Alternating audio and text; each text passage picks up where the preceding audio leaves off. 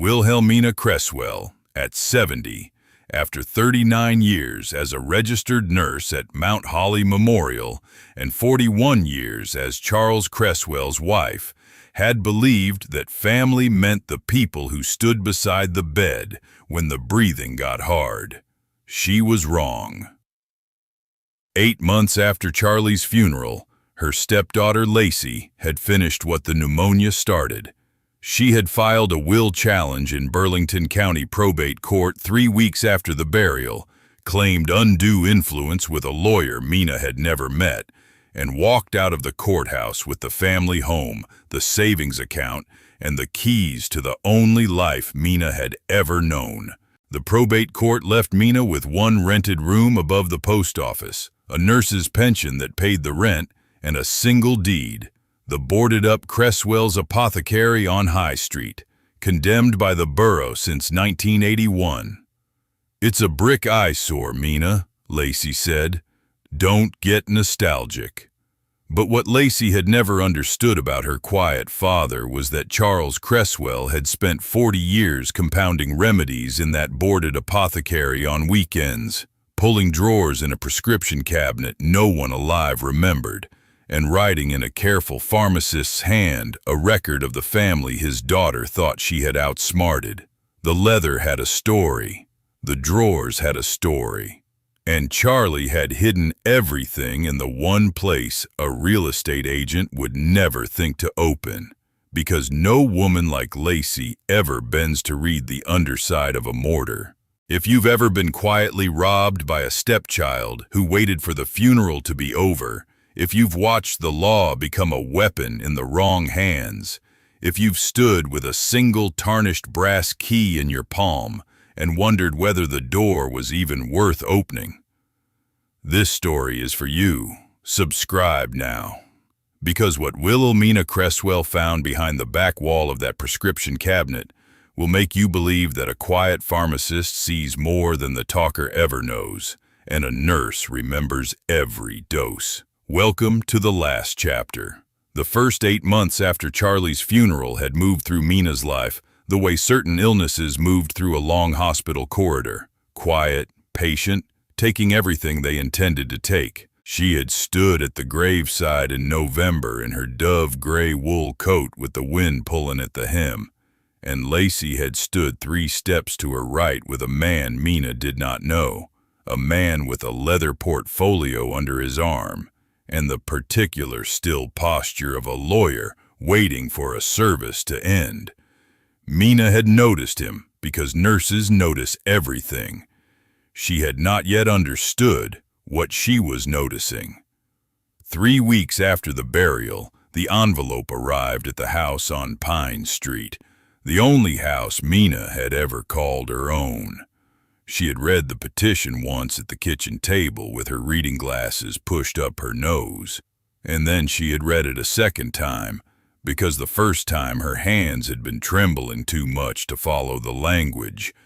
Undue influence, lack of testamentary capacity, allegations that Charles Cresswell had been coerced in his final months into amending his will to favor his second wife at the expense of his only daughter. Each phrase had landed on Mina like a small, clean stone dropped into a still pond. She had answered the petition.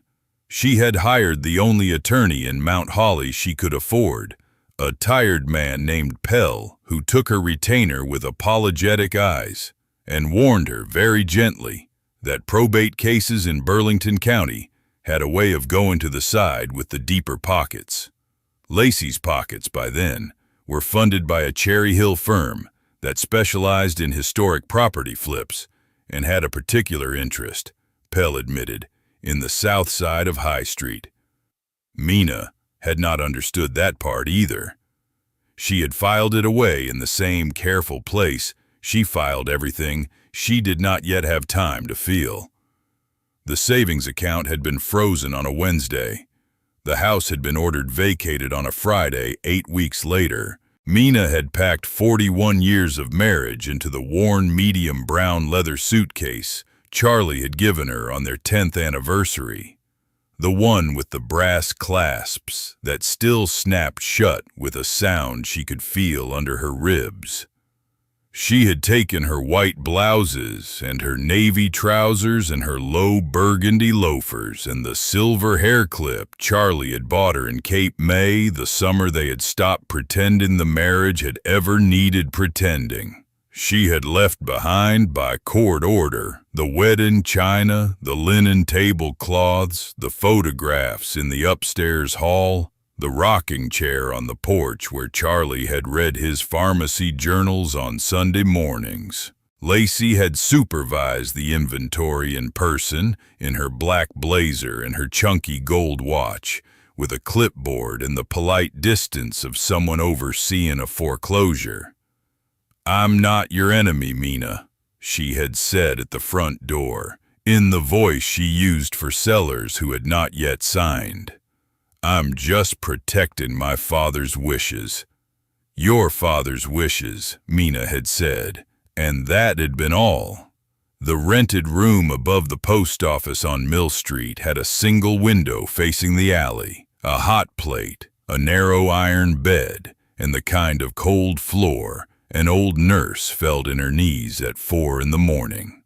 Mina had set Charlie's photograph on the windowsill and the brass key to the apothecary on the small wooden table beside the bed, and she had told herself, every night for 6 months, that she would deal with the boarded shop on High Street when the worst of the grief had loosened its grip on her chest. The grief had not loosened. The shop had waited. It was Lacey who forced the door, in the end, the way Lacey forced everything, with paperwork and a polite smile and a deadline. The letter had arrived on a Tuesday in late September. The borough had quietly approved a redevelopment variance for the south side of High Street. A regional chain coffee shop had submitted plans. The boarded apothecary, the letter explained, was to be demolished as part of a parcel assembly that would benefit Mount Holly's tax base. And, the letter did not need to add, Lacey Cresswell Voss's commission. There was a deed transfer document attached. There was a place for Mina's signature. There was a deadline of 14 days. Mina had sat at the small wooden table in the rented room with the deed transfer document and Charlie's photograph and the brass apothecary key. And for the first time in 8 months, she had felt something other than sorrow move through her chest. She had felt, very clearly, the small, hot flicker of a woman who had spent 39 years telling families that the patient was not yet ready to be moved. She had not signed. She had folded the letter twice. She had picked up the brass key. The next morning, in the dove gray coat and the dusty rose cardigan with horn buttons, Mina Cresswell walked the 4 blocks from the post office to High Street with her medium brown leather suitcase swinging from her right hand. The dogwood leaves were turning. The slate sidewalks were dry. The autumn gold afternoon light was beginning to come down between the brick storefronts the way it had come down every September of her married life. She stopped in front of the apothecary. The 3 large arched windows were boarded with weathered planks. The heavy oak door wore its brass mortar and pestle medallion above the lintel like a small, dim sun. The ghost letters of the Cresswell name were nearly invisible on the transom. The upstairs shutters sagged. The iron lamp post leaned a 1/4 degree toward the curb. Mina set down the suitcase. She fitted the brass key into the lock. She turned it once, slowly, and the bolt gave with a dry, small sigh that sounded, for one strange moment, like Charlie clearing his throat. The door opened inward on the dust of 40 patient years. She stood on the threshold for almost a full minute before she stepped inside. The smell came first, dry herbs and old varnish and the faint sweet ghost of beeswax. And beneath all of it, the cold mineral smell of brick that has held its breath since 1981. The light from the open door cut a long, pale bar across the wide pine floorboards. The boarded windows turned the rest of the room into a gentle brown twilight. Mina set the suitcase inside the door. She took off her wire-rimmed glasses, polished them on the hem of her cardigan, and put them back on.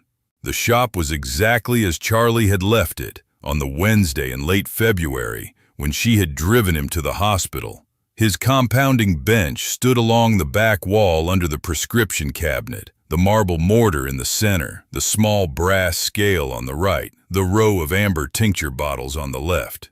His stained pharmacist's apron hung on the brass hook beside the bench. The pocket still bulged with the small spiral notebook he had carried for 38 years. A half-prepared tincture sat stoppered in its glass beside the mortar, a clear amber liquid with a tiny floating leaf Mina recognized, even at 10 feet, as lemon balm. The kettle on the small back hot plate had long since boiled dry. A pencil lay across an open page of a ledger as if Charlie had only stepped out for a sandwich. Mina pressed both hands flat against her mouth.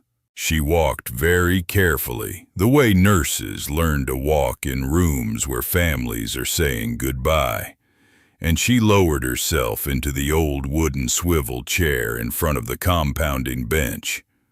She did not weep at first. She sat with her hands folded in her lap and watched the dust drift in the bar of door light. And after a long time, she put her head down on the bench beside the marble mortar, and she wept for an hour without making any sound a passing pedestrian could have heard. When she lifted her head, the light had moved. The bar across the floor had narrowed and turned a deeper gold. Mina took out her handkerchief, wiped her glasses, and stood up. She crossed the floor to the front of the shop, pulled the heavy oak door shut against the autumn afternoon, and turned the bolt from the inside. She had not yet decided what she was going to do. She knew only that she was not going to do it where Lacey could see her. That evening, at the diner on Mill Street, Mina ordered a bowl of vegetable soup and a cup of tea and sat in the booth nearest the window because the booth nearest the window had been her booth and Charlie's booth for 31 years. She had been there 9 minutes when the bell above the door chimed and Lacey walked in with a tall man in a charcoal overcoat. The man Mina did not recognize, but she recognized the brand of his shoes. He was the kind of man who came up from Cherry Hill with a leather portfolio and a redevelopment variance. Lacey saw Mina. Lacey did not pretend she had not seen Mina. She steered the man to the booth on the opposite wall, sat with her back angled 3 degrees away, and ordered 2 coffees in the bright voice she used for sellers and clients and stepmothers she had decided to outweight. Mina ate her soup. Mina drank her tea. Mina paid her bill in exact change and walked out past their booth without turning her head. And Lacey, in the polished black blazer with the chunky gold watch, said, just loud enough to carry, "Some people just can't let things go." Mina let the door close behind her. The bell chimed once. She walked 4 blocks back to the rented room above the post office with the autumn dogwood leaves drifting past her ankles, and she did not let herself cry until she had locked the door. She did not sleep that night. She sat at the small wooden table with Charlie's photograph and a cup of chamomile and a yellow legal pad, and she wrote, in her careful nurse's hand, a list of every person in Mount Holly Charlie had quietly compounded for on weekends over the last 38 years. The list ran to 2 pages. There were widows on it, and farmers, and a retired school teacher who had needed a particular asthma preparation for 40 years because the commercial inhalers tore her throat. There was a Methodist minister with a rosacea balm. There was a woman on Garden Street whose arthritic hands Charlie had compounded a warming liniment for every October since 1994. The names were the architecture of a marriage Mina had lived inside without ever fully seeing the load-bearing walls. At 3 in the morning she remembered. She had been half asleep in the iron bed with her hand on Charlie's photograph, and the memory had risen the way memories rise in the small hours when the body has stopped guarding the mind. It had been a Tuesday in the hospital, 2 days before the end. Charlie had been propped up against 3 pillows with the oxygen cannula at his nose and his pale hands folded on the thin hospital blanket, and he had turned his face very slowly toward her, and he had said, in the soft, cracked voice of a man who had been a pharmacist for 38 years, "If anything happens, Mina, the cabinet has stories the prescriptions never told. Look behind the back wall." She had thought, at the time, that he was talking through the morphine. She had patted his hand. She had said, "Rest, my love." She had not asked him what he meant. She got out of the iron bed at 4 in the morning. She made tea. She sat with the brass key in her palm until the sky over the alley turned the dim gray of a Burlington County dawn, and at 6 o'clock she picked up the telephone and called Erlene Stepanovich. "Erlene," Mina said when the line picked up, "I need you at the Apothecary at 9. Wear something you don't mind getting dust on." "I've been waiting 8 months for that sentence," Erlene said. Erlene Stepanovich, 71, retired ICU nurse, 5'3", with the shoulders of a woman who had moved unconscious patients for 41 years, arrived at 5 minutes before 9 in a Navy windbreaker and work boots, and the same fierce expression she had worn on the cardiac floor in 1986. She had brought coffee in a thermos, 2 pairs of cotton gloves, a flashlight, and a paring knife she had taken from her own kitchen drawer because, she said, you never knew when you were going to need to lift a panel. Mina had hugged her for a full 30 seconds on the slate sidewalk in front of the boarded windows. Then she had unlocked the heavy oak door for the second time in her life as a widow. "Sweet Lord," Erlene said, stepping inside. "Charlie really was running a whole pharmacy back here, wasn't he?" "On weekends," Mina said, "for the people the chain stores priced out." Erlene whistled low. She walked the length of the shop with the flashlight playing along the shelves, and she stopped in front of the prescription cabinet on the back wall. The cabinet was magnificent. It was the kind of cabinet a small Burlington County town built once in 1843 and never replaced, 8 feet wide and 7 feet tall, walnut, with 64 small drawers arranged in 8 rows of 8, each drawer fronted with a hand-lettered ivory label and a small wooden pull. Tincture belladonna, powder glycyrrhiza, fluid extract echinacea, unguent calendula, extract valeriana. The labels read like a prayer book in a language only Charlie had still spoken. "There's a brass pull," Erlene said. Mina looked up. "Where?" "3rd row down, 4th from the left. Every other pull on this thing is wood. That one's brass." Mina stepped close. Erlene was right.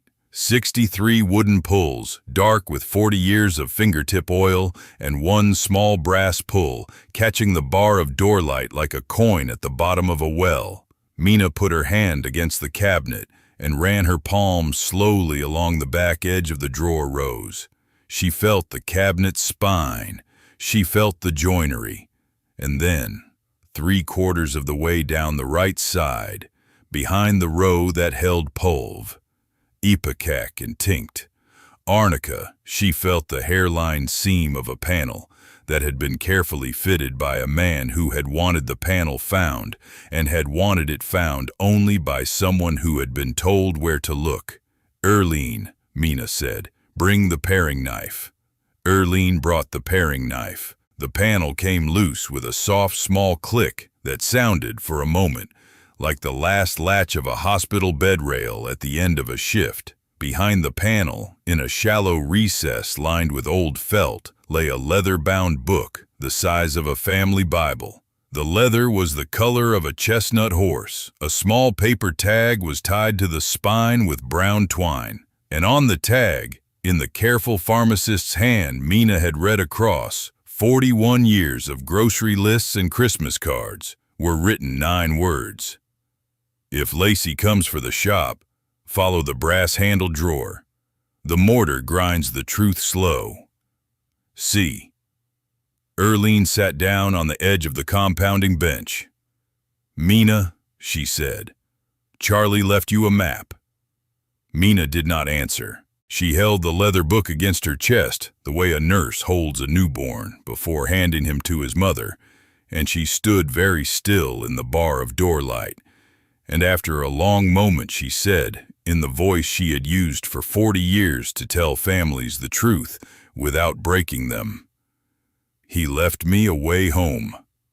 That afternoon, Mina Cresswell did what 39 years on a hospital floor had trained her to do. She did not open another drawer. She did not race ahead. She did not let her hands move faster than her mind. She did the thing every good nurse does first. In every room she has ever entered, she cataloged the room. She sent Erlene out for a notebook, a measuring tape, a packet of acid-free archival labels, and a second flashlight. She locked the front door from the inside. She took off her dove gray coat and hung it on the brass hook beside Charlie's apron, and she rolled up the sleeves of her dusty rose cardigan to the elbow. Then she stood in front of the prescription cabinet with her hands on her hips, the way she had stood in front of every medroom cart for 39 years, and she began. She photographed the cabinet first.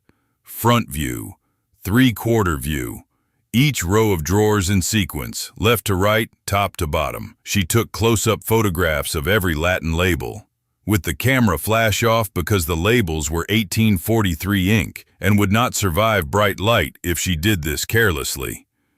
She wrote the date on the back of every photograph in pencil. She measured the cabinet, 8 feet, 2 inches wide, 6 feet 10 inches tall, 22 inches deep. She measured the depth of each drawer. She measured the spacing between rows. She made a grid on a fresh page of the notebook, and she labeled each square in the grid with the Latin name of the drawer it represented. And she drew, in the margin, a small, careful arrow pointing to the brass pull. "Mina," Erlene said, watching from the swivel chair, "you're doing inventory on a 40-year mystery." "I am doing inventory on a 40-year marriage," Mina said. "Charlie would have done it the same way." She opened the drawers next, in order, top row left to right, the way a pharmacist would. She did not skip ahead to the brass-handled drawer. She did not, she told Erlene, want to know what Charlie had left her until she had earned the knowing by walking the path he had walked. Each drawer she opened slowly, with cotton gloves on. Each drawer she photographed. Each drawer's contents she wrote down in the notebook. Most drawers held what their labels promised, small glass jars of dried leaves and powders, neatly stoppered, neatly dated, the dates ranging across 38 years of careful weekend compounding. Some drawers held additional small notebooks in Charlie's hand, recipes and patient notes, and half a dozen letters from older patients thanking Charles Cresswell in shaky handwriting for keeping them out of the chain pharmacy and inside their own budgets. By 2 in the afternoon, Mina had cataloged 31 drawers. By 4 in the afternoon, she had cataloged 50. By 5:30, she had finished 63 of the 64, and she had stopped only because the doorbell rang. The doorbell of Cresswell's Apothecary had not rung in 40 years. It rang now, twice, the way a stranger rings a door when she is not yet sure the building is occupied. Erlene crossed the floor and put her eye to the small brass peephole. Charlie had drilled into the oak door in 1989 for exactly this kind of caller. She straightened up. "Mina," Erlene said, "there is a tall, thin man on the slate with a folio under his arm who looks like a county records clerk, and behind him there is a younger woman in a long camel coat with the kind of eyes that say she has driven up from Philadelphia. They are not Lacey. I am going to open the door." Erlene opened the door. The tall, thin man, 68, with gray hair clipped close and a slow Burlington County voice, removed his hat. "Mrs. Cresswell," he said, "I'm Holcomb Linville. I retired from the county records office 4 years ago. I knew your husband. I owe him a conversation I should have had 8 months ago. May I come in?" The younger woman behind him was 30, dark-haired in flat shoes. "Mrs. Cresswell," she said, "my name is Talitha Mendoza. I'm a regional natural products buyer for a Philadelphia herbal company. I have been corresponding with your husband by mail for 5 years. I only learned last week that he had passed. I am so sorry. I came up because I owe him a year-end statement, and I owe you, I think, an explanation." Mina stepped aside. "Both of you," she said. "Come in. I am cataloging my husband's life. You are welcome to help." Holcomb Linville, it turned out, had known Charlie the way a county records archivist knows a quiet citizen who files small ethical paperwork on the second Tuesday of every month for 30 years. He had been the clerk on the desk the day Charlie had filed the first deed in 1994, and he had been the clerk on the desk the day Charlie had filed the last deed in 2021, and he had been, on every Tuesday in between, the man who stamped the small, careful documents Charles Cresswell had brought across the counter without ever saying what they were for. He told Mina this in the wooden swivel chair in front of the compounding bench, with his hat in his hands and his pale gray eyes fixed on the floorboards. And when he had finished, he said, "Mrs. Cresswell, I should have come to you the day after the funeral. I did not, because I was waiting to see whether your stepdaughter would do the right thing on her own. I am sorry. I am here now." Talitha Mendoza, it turned out, had been buying herbal formulations from Charles Cresswell for 5 years on behalf of a small Philadelphia natural products company that supplied apothecaries and integrative medicine clinics across the mid-Atlantic. She had 4 of Charlie's compounded formulations in commercial production under royalty agreements. She had been mailing year-end statements to a post office box in Mount Holly for 6 years.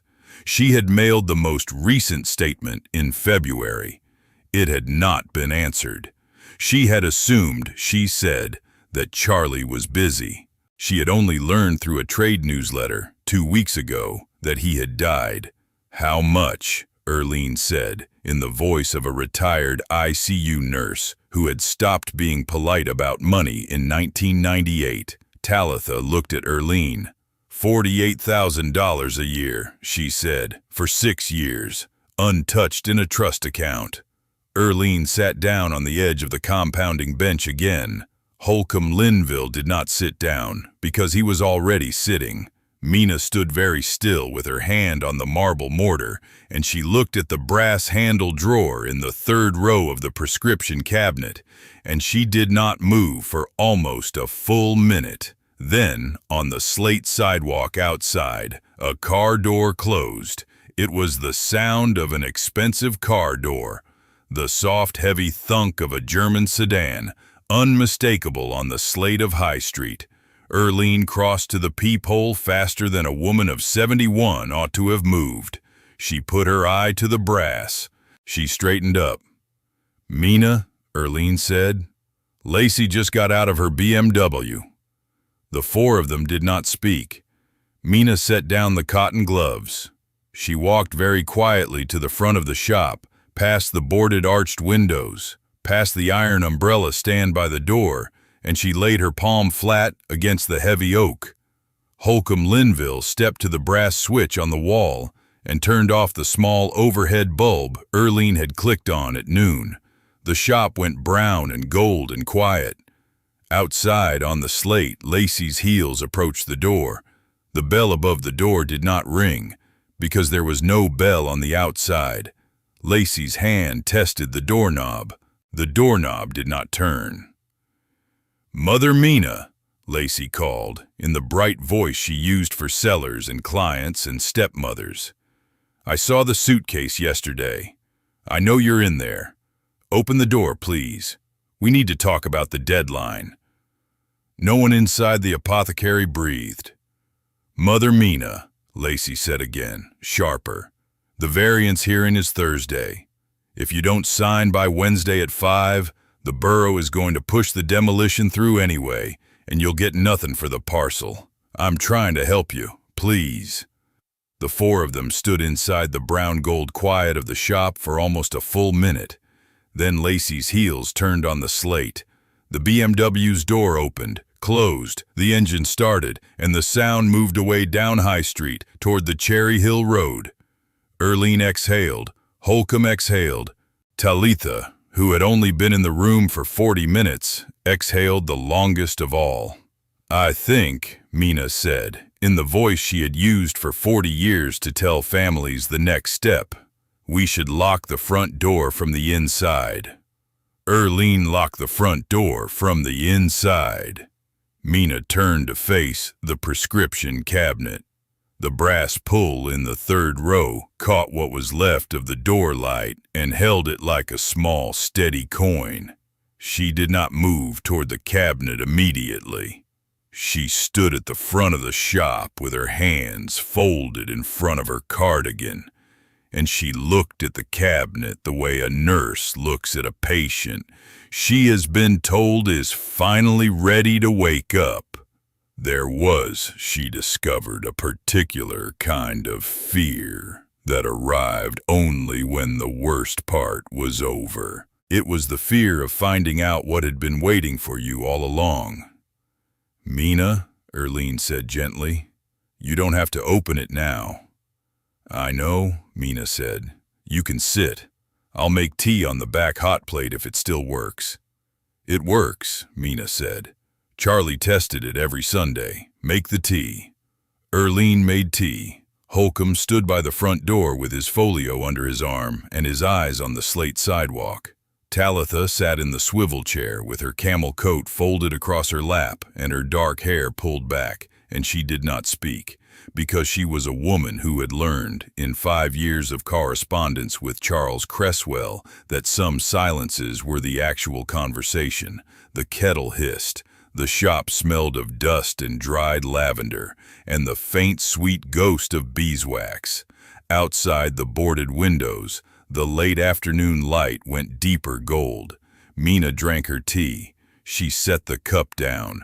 She crossed to the cabinet. She put her right hand on the brass pull. She did not pull. 40 years, she said quietly, to the cabinet, to Charlie, to no one. You waited 40 years to tell me what was in this drawer. She pulled. The drawer slid out on the smooth, small runners Charlie had waxed every spring, and inside the drawer, on a bed of soft cream felt, lay the leather-bound compounding journal she had already glimpsed behind the back panel. But beside the journal, tucked into a small slot Charlie had cut into the felt with the deliberate craftsmanship of a man who had built his hiding place over years, lay a second small brass key, The key was tagged with a paper tag in Charlie's careful hand. The tag read in 2 words, F.L. Echinacea.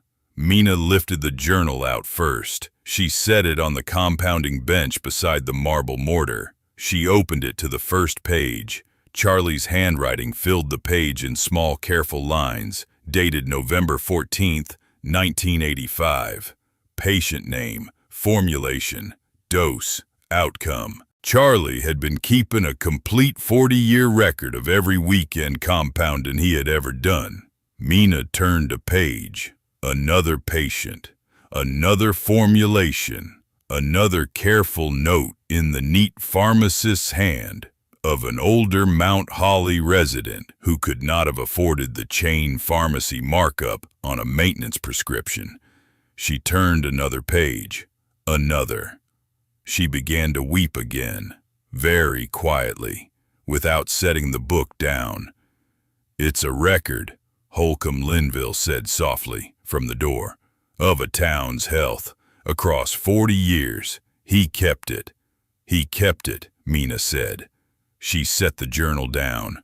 She lifted the second small brass key.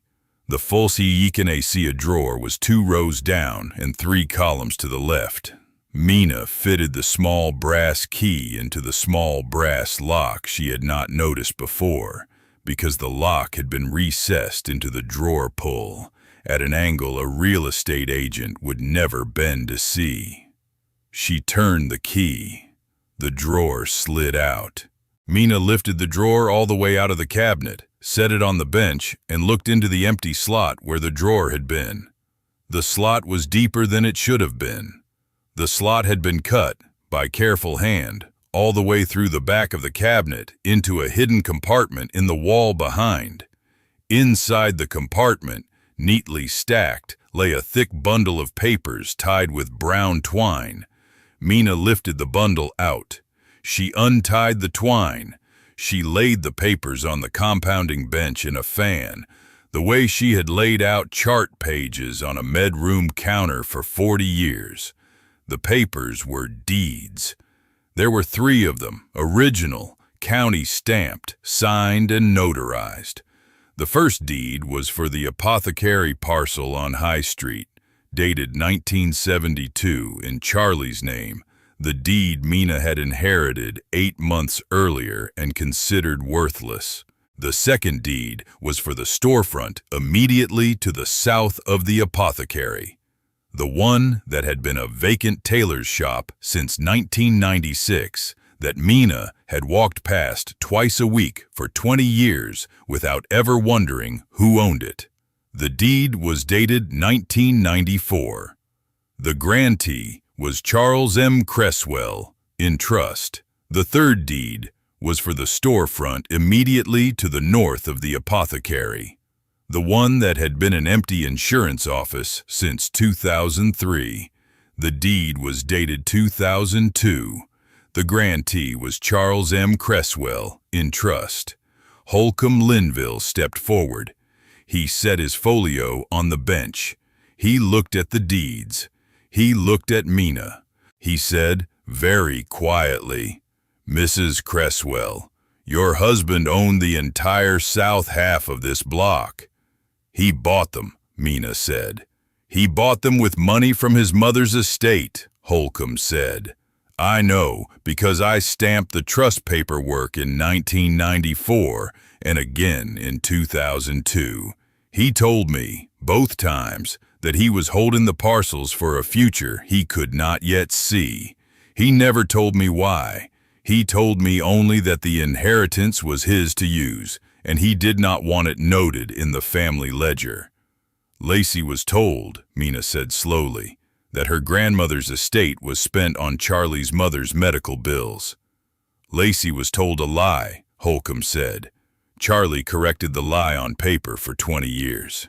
I have copies of every correction in my files. I will bring them tomorrow." Erlene set down her tea. Talitha did not move from the swivel chair. Mina put her hand on the bench to steady herself. She had been a nurse for 39 years. She had watched families discover, at bedsides, what the dying had carried for them across decades. She had never, in all those years, been the one at the bedside with the discovery in her hands. "There's more," Talitha said gently. Mina looked up. "In the compartment," Talitha said, "behind where the deeds were." Mina reached into the compartment again. Her fingers found a small flat binder, plastic spined, the kind of binder a careful pharmacist used to file patent paperwork. She lifted the binder out. She opened it on the bench. The first page was a patent application, filed in 2009, for an herbal formulation Charlie had named in his careful pharmacist's Latin. The second page was a patent. The third was a royalty agreement with a Philadelphia natural products company whose letterhead Talitha Mendoza recognized because Talitha Mendoza worked there. There were 12 formulations in the binder. 4 of them were in commercial production. 4 of them were generating, between them, $48,000 a year in royalties to a trust account Charlie had opened in 2018. "Mina," Talitha said, "I have been mailing year-end statements to that trust for 6 years. The account has not been touched. He let the royalties accumulate. He was saving them." "For what?" Erlene said. "For her," Talitha said, and looked at Mina. Mina sat down very slowly in the swivel chair. Talitha stood. Mina put her hand against her chest. Charlie's compounding bench held the deeds and the binder and the journal and the marble mortar and the small brass scale, and the late afternoon light had gone the color of honey. And somewhere on High Street, a dogwood leaf came loose from a branch and fell past the boarded window with the soft, small sound of a page turning. There was one more thing in the compartment.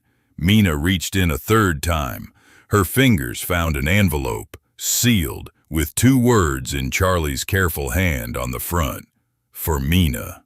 Beneath that, smaller, "Open last." Mina lifted the envelope out. She held it in both hands. She looked at Erlene, at Holcomb, at Talitha. She took a breath. She opened the envelope. There were 2 folded pages inside. The first was a notarized affidavit, signed by 3 witnesses. A hospice nurse, Mina remembered. A hospital chaplain, Mina remembered. And a junior pharmacist from the chain store across town, Mina did not remember at all. The affidavit described in clinical detail an evening in February in Charlie's hospital room when Lacey Cresswell Voss had brought a will amendment document to her father's bedside when Charlie had been on a heavy palliative dose of morphine sulfate for pneumonia-related distress, when Charlie had not been able to read the document without assistance, and when Lacey had held the pen for him while he signed. The 3 witnesses had observed the signing through the half-open door. The hospice nurse had immediately reported the incident to her supervisor. The chaplain had typed the affidavit himself. The next morning, on a hospital computer, the junior pharmacist had signed because he had been delivering a medication review and had seen the entire transaction. The affidavit had been notarized 2 days before Charlie died. Holcomb Linville read the affidavit over Mina's shoulder. He inhaled through his teeth. "Mrs. Cresswell," he said, "this invalidates the probate claim. This is more than enough to invalidate the probate claim." Mina nodded. She did not speak. She unfolded the second page. It was a letter. The letter was in Charlie's hand.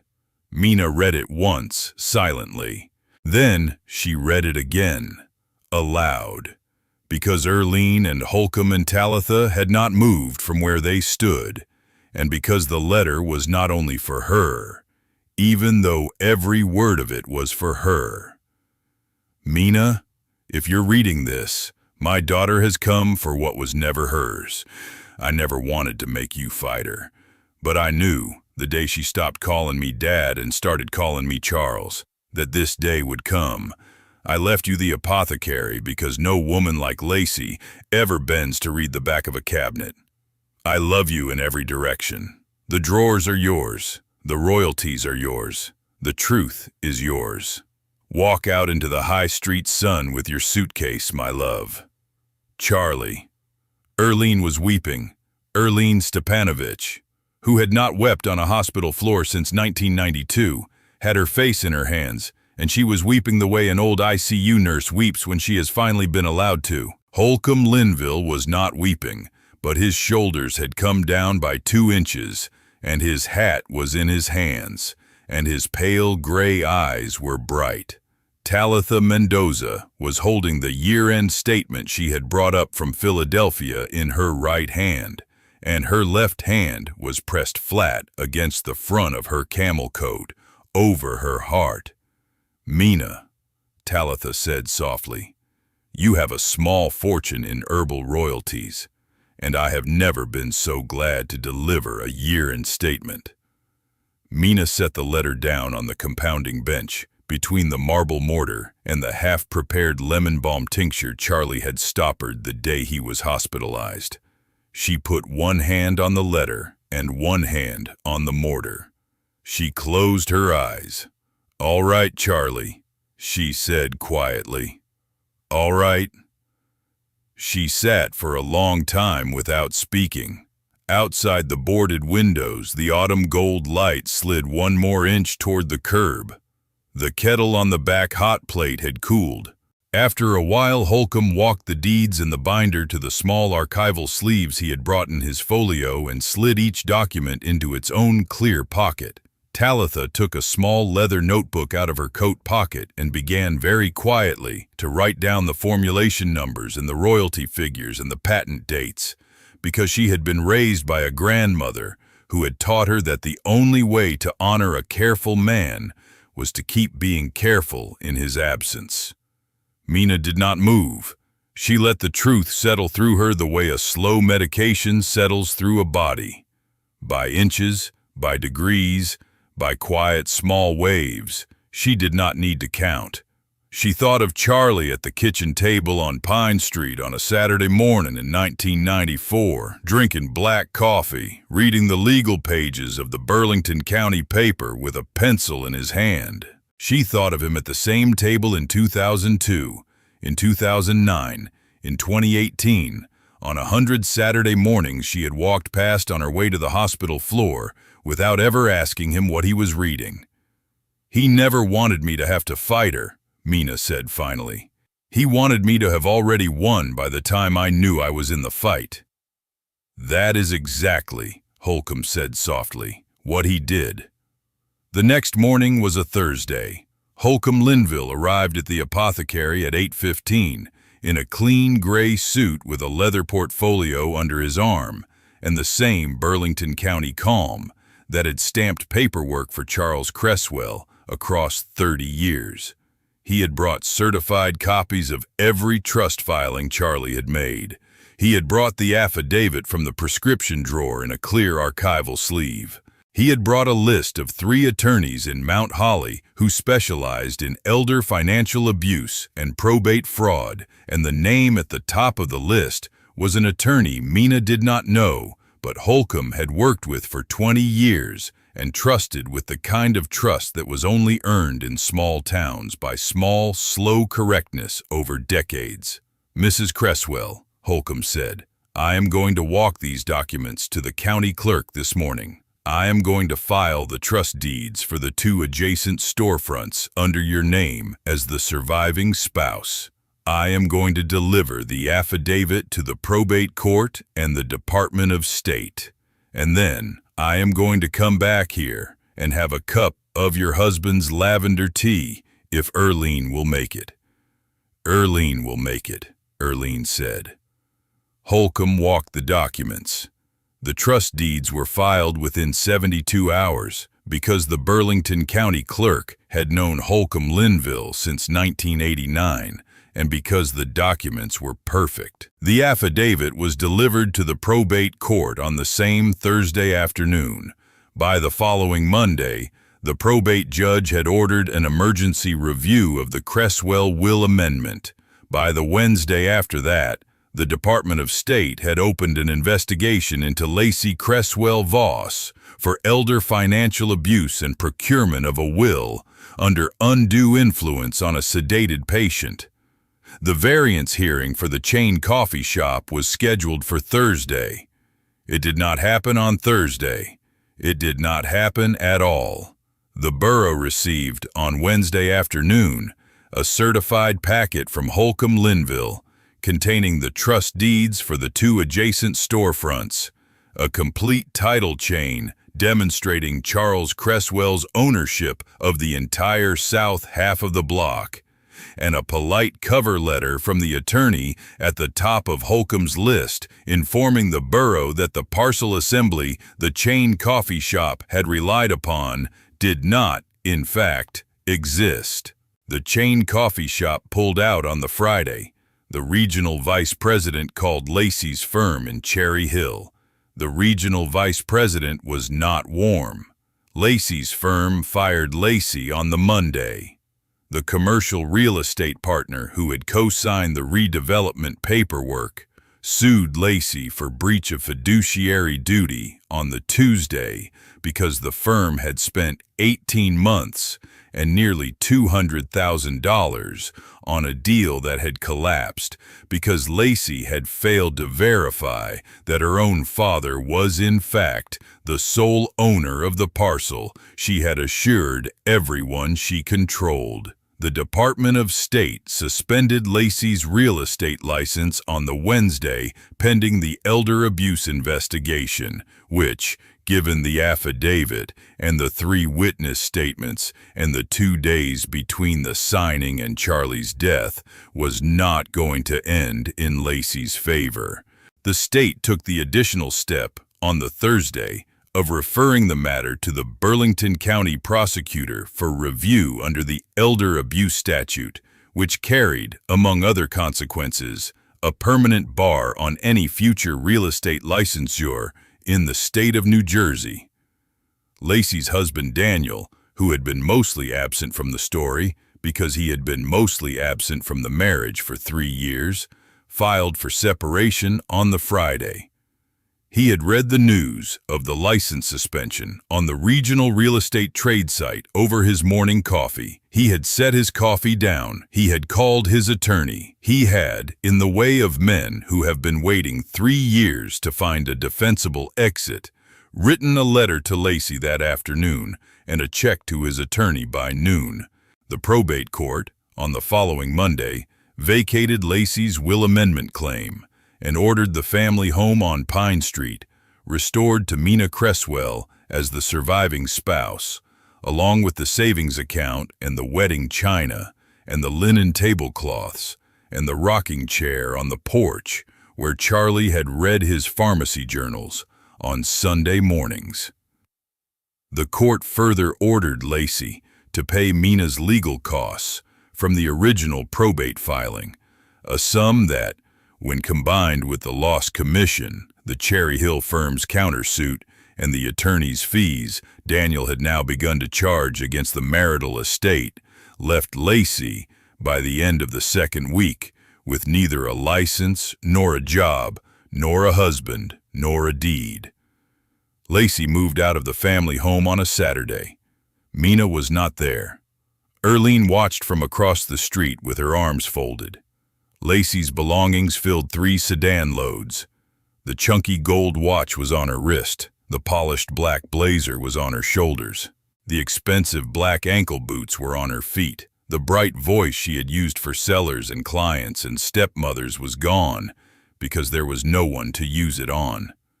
She moved into a rental in Mount Laurel, 20 minutes away, into an apartment over a strip mall dentist's office, with a view of a parking lot and a small dogwood that had been planted in a concrete planter the year before. The neighbors in Mount Laurel did not know her. The neighbors in Mount Laurel did not need to know her. She kept the blinds drawn for the first month. She did not, as far as anyone in Mount Holly ever heard, file a single appeal. The Mount Holly neighbors who had nodded along when Lacey managed the estate came back. They came back slowly with the cautious shame of small-town people who had let a real estate agent's confidence persuade them that a quiet widow did not need their casseroles. They came to the apothecary door because the apothecary door was where Mina was, every day now, in her dove-gray coat and her dusty rose cardigan. The retired schoolteacher, Charlie, had compounded the asthma preparation, for came on a Tuesday with a glass dish of corn casserole and an apology that took her 4 full minutes to deliver. The Methodist minister came on a Thursday with a loaf of pumpkin bread. The woman from Garden Street with the arthritic hands came on a Saturday with 2 jars of pear preserves and the news that her granddaughter wanted to study herbal medicine. Mina accepted every casserole. Mina accepted every apology. Mina did not and would not accept any apology that began with the word but.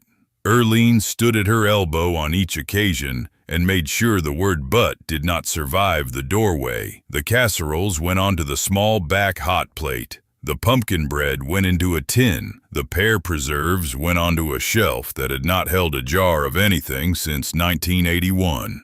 On a Sunday in late October, Mina drove out to the cemetery on the road past the old Burlington County fairgrounds. The dogwoods along the cemetery fence were the deep red of late autumn. Mina parked the small sedan she had inherited back from the probate court. She walked across the close-cut grass with her dove-gray coat buttoned to the throat and a small dried bundle of compounded chamomile in her gloved right hand. The bundle had been tied with brown twine in the same way Charlie had tied every bundle he had ever sold over the prescription counter. She knelt at the headstone. She laid the bundle at the base of the stone against the cool granite where the wind would not move it before she came back next week. "I found everything, Charlie," she said quietly. "Every drawer, every deed, the letter. Lacey is gone. The shop is mine. The block is mine. The royalties are mine. You did all of this for 40 years and I never once saw you do it." She stopped. The wind moved a dogwood leaf past her elbow. "I see it now," she said. "I see it now." She stood up. She brushed the grass from her knees. She walked back across the cemetery to the small sedan, and she drove home along the slate and brick streets of Mount Holly with the late afternoon light coming down between the storefronts, the way it had come down every September and October of her married life. The restoration of Cresswell's apothecary took 8 months. Mina did not rush it. She had been a nurse for 39 years, and she did not believe in rushing convalescence, and the apothecary, she had decided, was a patient. She brought in a historic buildings contractor from Burlington who had restored 4 other Burlington County storefronts, and she brought in a master herbalist from Talitha's Philadelphia firm who had agreed, on Talitha's recommendation, to oversee the compounding side of the new operation. She did not remove Charlie's bench. She did not remove Charlie's apron. She did not move the marble mortar. She kept the half-prepared lemon balm tincture in its stoppered bottle on the back shelf because Charlie had stoppered it and because she had decided, with the calm authority of a woman who had spent 4 decades deciding what stayed and what went, that some things did not need to be finished to be honored. The 3 boarded arched windows came down. The original 1840s glass, which Charlie had stored in the basement of the apothecary in 1981, wrapped in oilcloth and labeled in his careful hand, came up. The contractor refit the original sashes. The autumn gold afternoon light came back into the shop the way it had come into the shop every afternoon for 140 years before the boards.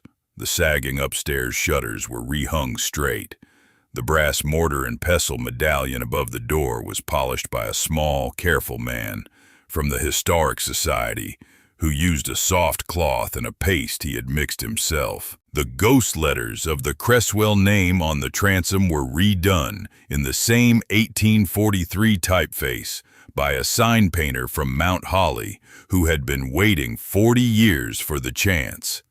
The shop reopened on a Saturday in late June.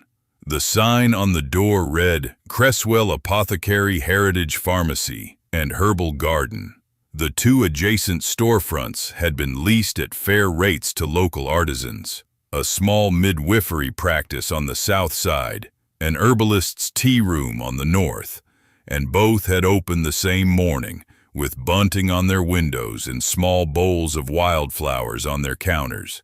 The midwifery practice was run by a young woman named Constance, who had grown up in Mount Holly and had wanted, since she was 12, to deliver babies in the town her grandmother had been born in.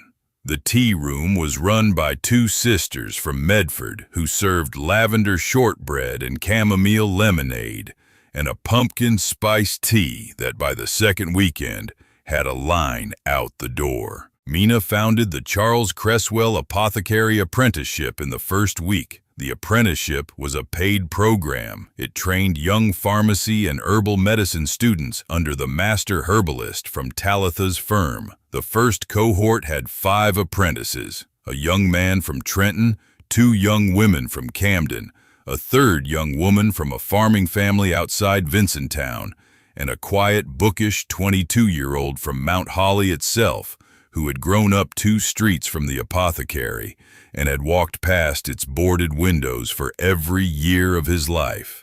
The apprenticeship paid a stipend, covered tuition at the regional community college pharmacy program, and required, in exchange, 2 years of service at the Heritage Pharmacy under the master herbalist's instruction. The herbal royalties from Charlie's 4 formulations funded the apprenticeship in perpetuity. The trust paperwork was filed by Holcomb Linville on a Tuesday afternoon, the way Holcomb Linville had filed every important Cresswell document for 30 years. Erlene Stepanovich ran the front counter on Saturdays. She wore a clean white pharmacist's coat over her navy windbreaker, and she rang up tinctures and balms and dried herb bundles with the brisk warmth of a retired ICU nurse who had finally found a job that did not require her to deliver bad news. She learned the Latin names of every drawer. She learned the proper way to fold a paper apothecary bag. She learned from the master herbalist the difference between a tincture and an infusion, and she explained the difference every Saturday to at least one curious tourist who had come up from Philadelphia for the day.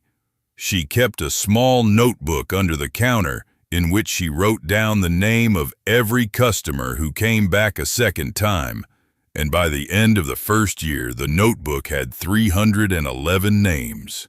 Erlene called this her congregation. Holcomb Linville managed the historical archive in a small back room that had been converted from Charlie's old supply closet. He cataloged the 40 years of compounding journals, the 19th century pharmacy texts Charlie had inherited from his grandfather, the original 1843 cabinet drawings, and the full set of trust deeds that had restored the south side of the block to Cresswell ownership. He worked 3 afternoons a week. He took no salary. He drank Erlene's lavender tea. He invited a graduate student from Rutgers to digitize the compounding journals on a small archival scanner Mina had purchased with the second quarter's royalty check. And the graduate student, a young woman named Priya, drove down from New Brunswick on Wednesday evenings and stayed until 10, scanning pages and asking Holcomb questions about Burlington County tradecraft that Holcomb answered with the slow, careful pleasure of a man who had been waiting 40 years to be asked. Talitha Mendoza brought clients up from Philadelphia on Wednesday afternoons, integrative medicine physicians, herbal products buyers, a curator from a regional museum who wanted to feature the apothecary in a traveling exhibit on Burlington County tradecraft. Talitha walked them through the shop, showed them the cabinet, opened the brass-handled drawer, which had been left as a small public exhibit, with the felt slot and the second small brass key on display behind glass, and finished the tour at Charlie's compounding bench. where the master herbalist demonstrated a small batch of the warming liniment for the woman on Garden Street with the arthritic hands. The clients bought tinctures. The clients placed orders. The clients told other clients. By the end of the first year, Talitha's Philadelphia firm had picked up 2 more of Charlie's formulations under royalty agreements, and the trust account that funded the apprenticeship had grown by another $61,000. On Sunday afternoons, the shop was closed to the public. On Sunday afternoons, Mina sat at Charlie's compounding bench in her dusty rose cardigan with the horn buttons, and she ground dried lavender in his old marble mortar with the small brass pestle he had used for 38 years. She did not need to grind the lavender. The master herbalist ground all the lavender the shop required on the bench by the south window with the efficient rhythm of a woman half Mina's age. Mina ground the lavender on Sundays because the grinding was a kind of prayer, and because the soft, small sound of the pestle against the marble was the closest sound, in her widowed life, to the sound of Charlie clearing his throat. Sometimes, on those Sunday afternoons, Erlene came over with a thermos of tea and sat in the wooden swivel chair without speaking. Sometimes Holcomb stopped by to drop off a stamped document. Sometimes Talitha called from Philadelphia to read aloud the latest royalty statement, which had grown, in the second year, by another $12,000 because 2 of Charlie's formulations had been picked up by a small chain of integrative medicine clinics in eastern Pennsylvania. Mina listened. Mina ground lavender. Mina, on the Sunday before the first anniversary of the reopening, walked over to the compounding bench at 4 in the afternoon and laid her hand flat on the marble mortar and said to Charlie in the quiet of an empty shop, "We did it, my love. We did it slow, the way the mortar grinds." The brass medallion above the door had been polished. The autumn gold afternoon light came down between the brick storefronts. The slate sidewalks were dry. The dogwood leaves were turning. A woman in a dove-gray wool coat stood at the front window of Cresswell's Apothecary with a cup of lavender tea in her hand and watched the small parade of Mount Holly afternoon walk past the glass. A young mother with a stroller, a retired school teacher with a glass dish balanced on her hip, a Methodist minister tipping his hat, a 68-year-old retired records archivist crossing the street with a folio under his arm, a 30-year-old natural products buyer in a long camel coat coming up from the train station, and a 71-year-old retired ICU nurse opening the door with the brisk, warm authority of a woman who had finally, after 41 years, found a counter she was glad to stand behind. Wilhelmina Cresswell, at 71, after 39 years as a registered nurse, and 41 years as Charles Cresswell's wife, and 1 full year as the keeper of his apothecary, set down her cup on the windowsill, and she smiled the small, slow smile of a woman who had walked out into the high street sun with her suitcase, exactly the way her husband had asked her to. Thank you for sitting at every drawer of Mina's journey. From the slow legal cruelty of a stepchild's greed to the bright, clean smell of dried lavender in a mortar her husband had ground for 40 patient years. If Mina's story touched something deep inside you, if you've ever been robbed by someone pretending to grieve, if you've watched a stepchild wait for the funeral to start the paperwork, if you've discovered that the loved one you lost had been quietly preparing your future from the very first prescription, leave just 1 word in the comments describing the exact moment you realized the quiet ones in your life had been compounding the truth for decades. Because Mina's story proves that the people who love you build hiding places no greedy stepdaughter can find, that a nurse remembers every dose long after the doctor has gone home, and that the apothecary always tells the truth slow, the way a mortar grinds it, one quiet turn at a time. Share this story with someone who needs to remember that what looks like a boarded brick eyesore on a forgotten main street can hold an inheritance no probate attorney ever read, because the pharmacist kept his ledger behind the prescription drawer. Welcome to the last chapter. We'll see you in the next story.